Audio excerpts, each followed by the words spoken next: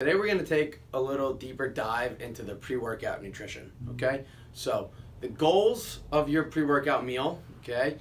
We want it to be able to help us sustain energy, okay? We need to be able to work out for a long time, whether you're a marathon runner who's going for a while, you're going to need a good pre-workout meal, or whether you're just working out for like 45 or 60 minutes, you're going to need something in your system. You want to make sure that you're using that food for fuel, okay? From there, we want to make sure that that meal is also boosting our performance. It's not enough to just be inside the gym or going for a run or whatever you're doing. We want to make sure we can perform, okay? We can perform optimally. That's what that meal beforehand is going to help us do. From there, we also want to make sure we're hydrated, okay? As little as 1% of a decrease in hydration can have a decrease in performance. So we need to make sure we're drinking water throughout the day as well. From there, our pre-workout meal should also help us preserve muscle mass. It should help prevent muscle breakdown. And lastly, we want it to speed up recovery. If we don't really eat a lot beforehand, or we don't eat anything beforehand, our muscles are going to try to protect themselves, so we're not going to be able to recover as quickly as we want. Your timing for the pre-workout meal, we talked about it, where 1 or 2 hours and you'll be fine. You can also go as soon as you could have something 30 minutes beforehand, or you could have something 3 hours, okay? 3 hours before.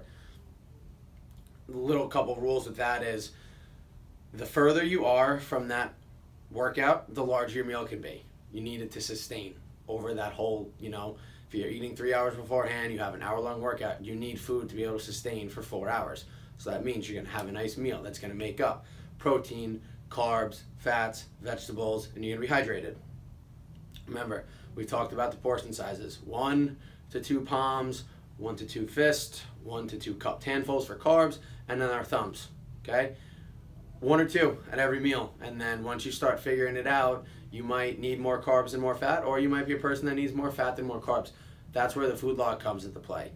Now, when we start getting closer, right, once we start getting within that hour window, it gets a little tricky. So that's when you're going to want to have more of like a shake. The reason we want to have a shake is we want something to be fast digesting so we can use it. The whole point of that pre-workout meal is that we can use the food. So yeah, you might be someone that can eat a big meal 10 minutes before the workout and feel fine, but you're not really getting the benefits of that food right away.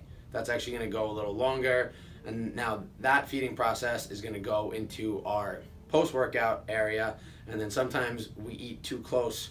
You might have something 20 minutes before, and then you might have something an hour after, when our body's not really ready to digest a lot of stuff.